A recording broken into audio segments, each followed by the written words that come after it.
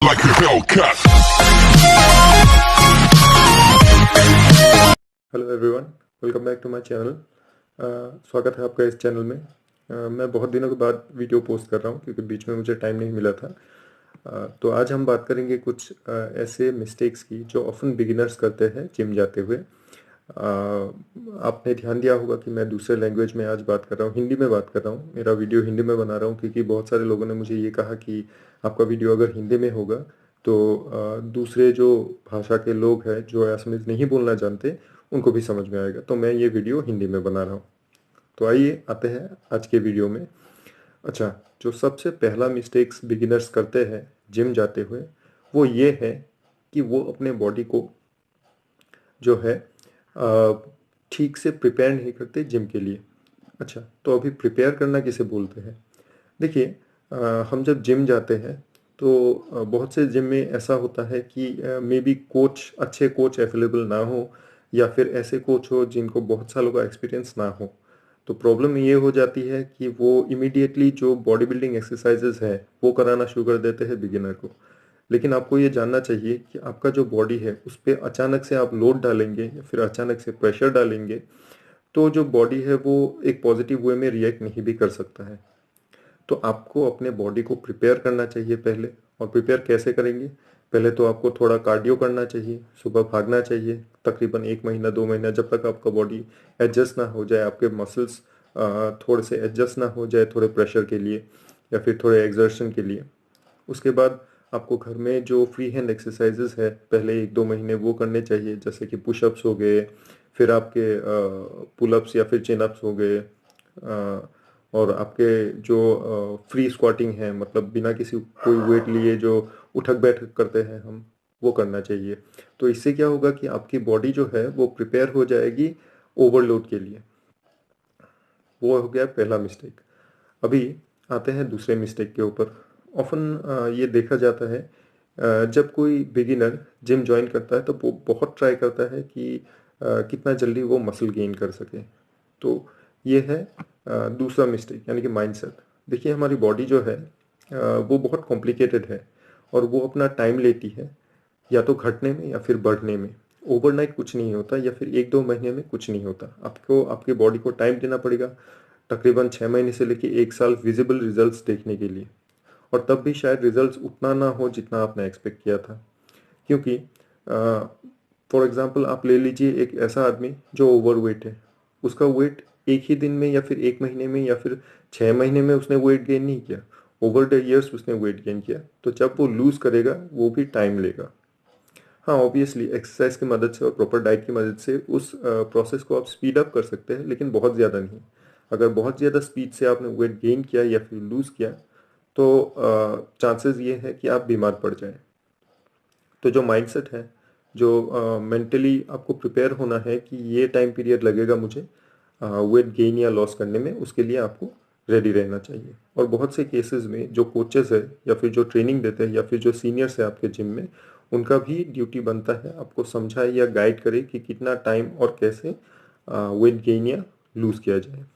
अच्छा, अभी third mistake जो है जो बिगिनर्स ऑफन करते हैं कि वो ऐसे लोगों को फॉलो करना शुरू कर देते हैं या फिर ऐसे जो बॉडी बिल्डर्स है या फिर ऐसे लोग हैं जो काफ़ी दिनों से एक्सरसाइज कर रहे हैं, इनफैक्ट सालों से कर रहे हैं, 10 साल 15 साल 20 साल, या फिर प्रोफेशनली कई सालों से वो लोग बॉडी बिल्डिंग खेल रहे हैं। ऐसे लोगों को फॉलो करना शुरू कर देते हैं ये सोच के कि शायद उनको फॉलो करेंगे तो we are in the right path. लेकिन वो गलत है। वो गलत इसीलिए है क्योंकि उन्होंने इतने साल एक्सरसाइज किया है, प्रैक्टिस किया है कि अब वो एडवांस लेवल पे पहुंच चुके हैं। आप उनको फॉलो करेंगे तो आपका मसल ठीक से ग्रो नहीं होगा क्योंकि आपका जो मसल है वो अभी बिगिनिंग या इनिशियल स्टेज पे है डेवलपमेंट के। तो अ, जो स्टिकिंग टू द बेसिक्स है वो बहुत ज़रूरी है एक बिगिनर के लिए। बिगिनिंग में जो ऐसे मूवमेंट्स होते हैं जो आपकी बॉडी को ग्रो करने में मदद करते हैं, आपको वो चाहिए। फाइन ट्यून आप बाद में भी कर सकते हैं, लेकिन बिगिनिंग में आपको स्ट्रेंथ और ग्रोथ चाहिए। तो ऑफन टाइम्स देखा जाता है कि जो नए बच्चे हैं जिन्होंने ज्वाइन किया है जिम, मान लीजिए स्कूल के बच्चे हो गए या फिर कॉलेज के बच्चे हो गए, तो वो लोग क्या करते हैं कि डायरेक्टली बेंच प्रेस करना शुरू कर देंगे फॉर चेस्ट। लेकिन जब आप उनको पुशअप्स लगाने के लिए बोलोगे तो एक बार में शायद वो 20 से ज़्यादा पुशअप लगा भी ना पाए। तो अगर आप अच्छे से फ्री हैंड ही नहीं कर पाते हैं तो आप वेट के साथ कैसे कर पाएंगे। तो ऐसे बहुत से इंस्टेंसेस है मैंने देखा है, जब जो बच्चे होते हैं वो डायरेक्टली मशीन्स पे चले जाते हैं या फिर वेट से एक्सरसाइज करना शुरू कर देते हैं या फिर वो एडवांस लेवल एक्सरसाइजेस करना शुरू कर देते हैं जो वो सीनियर्स को देखते हैं करते हुए। लेकिन जो गलत बात है, उनको पहले अपने बॉडी को एडजस्ट कराना चाहिए फ्री हैंड एक्सरसाइज की तरफ, बॉडी वेट एक्सरसाइजेस की तरफ। और जब इतना स्ट्रेंथ गेन हो जाए कि they can go to the machines और वेट्स एंड वो ज़्यादा वेट के साथ, अपने बॉडी से भी ज़्यादा वेट के साथ वो एक्सरसाइज कर पाए, तभी उनको करना चाहिए।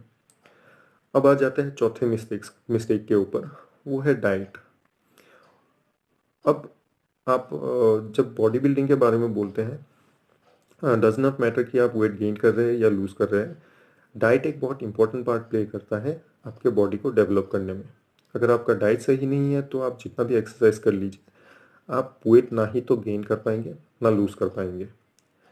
अब ऑफन टाइम्स देखा जाता है कि जो बिगिनर्स होते हैं वो अपने डाइट पे इतना ध्यान नहीं देते हैं या फिर नहीं दे पाते हैं, या फिर उनको इतनी समझ नहीं होती कि क्या डाइट ले और कैसे ले। सबसे बड़ी बात यह है कि देखा जाता है कि जो नॉर्मल डाइट वो लेते हैं वही लेते रहते हैं। नॉर्मली एक दो अंडा खा लिया अपने नॉर्मल डाइट के साथ, या फिर कई बार तो देखा जाता है कि जो कोच हैं, जो मेंटर हैं, वो उनको एक गेनर का डब्बा थमा देते हैं, जो कि बिल्कुल नहीं करना चाहिए। और ऐसे ही उनका चलता रहता है, एक्सरसाइज करते रहते हैं, और वो भी वैसे एक्सरसाइज करते हैं जिनका कोई रिजल्ट उस टाइम में उनके बॉडी में दिखाई नहीं देगा। तो एक टाइम में जाके बंदा डीमोटिवेट हो जाता है और वो जिम छोड़ देता है। लेकिन वापस से उनको मन करता है कि फिर से करे, तो फिर वो शायद कुछ महीने बाद फिर से ज्वाइन करे और फिर छोड़ देंगे जब रिजल्ट नहीं मिलेगा। तो ऐसे ही चलता रहता है। तो देखिए, डाइट एक कंटिन्यूअस प्रोसेस है।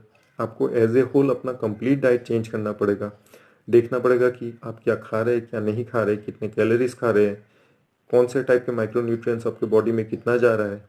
तो ये सब जो कैलकुलेशन है, और आपके बीएमआई के हिसाब से आपका जो आइडियल वेट क्या है वो क्या होना चाहिए, तो ये सब जो है इसके लिए आप अपने कोच या एक प्रॉपर जगह से आप कंसल्टेशन लीजिए। उसके बाद अपने डाइट को चेंज कीजिए, और याद रखिए कि ये कंटिन्यूअस प्रोसेस है। पूरे दिन आप क्या खा रहे हैं उस पर ध्यान देना है।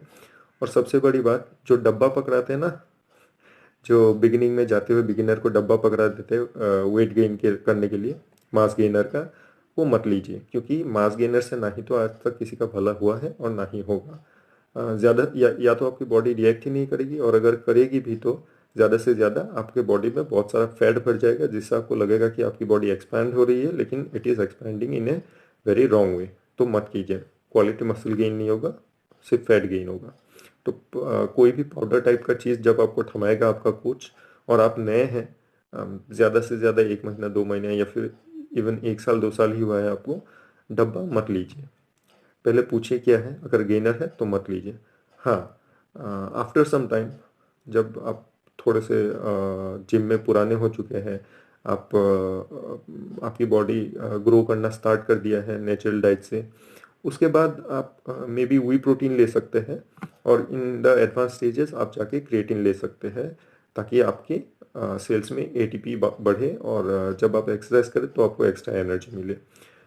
लेकिन इन द बिगिनिंग यही अच्छा रहेगा कि किसी को दिखा के, जिनको जानकारी है, आप अपना डाइट सेट कीजिए और उसको फॉलो कीजिए डेडिकेटेडली, तो आपको रिजल्ट्स मिलेंगे। अभी आ जाते हैं नेक्स्ट गलती की तरफ। नेक्स्ट जो गलती हम ऑफन देखते हैं, और बहुत ये ऑकवर्ड भी है, कि वो ये है कि एक आपका जो है, हर बिगिनर को मैं देखता हूँ वो बॉडी बिल्डर बनने जाता है। उसको बड़े मसल चाहिए, जैसे पोस्टर में हम देखते हैं, टीवी में देखते हैं, उसको वैसे मसल चाहिए। लेकिन आपको समझने चाहिए कि हर किसी का गोल अलग अलग है। अगर आप प्रोफेशनली compete नहीं कर रहे हैं तो कोई फ़ायदा नहीं है आपको इतना बड़ा फिजिक बनाने का, क्योंकि इतना बड़ा जो फिजिक होता है जो आप बॉडी बिल्डर्स के या फिर प्रोफेशनल्स के देखते हैं, वो नेचुरली नहीं बनता है।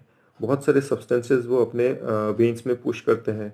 ग्रोथ हार्मोन हो गया, टेस्टोस्टेरोन हो गया आर्टिफिशियल वाला, और फिर जो परफॉर्मेंस एनहेंसिंग ड्रग्स होते हैं पीईडीज वो हो गए।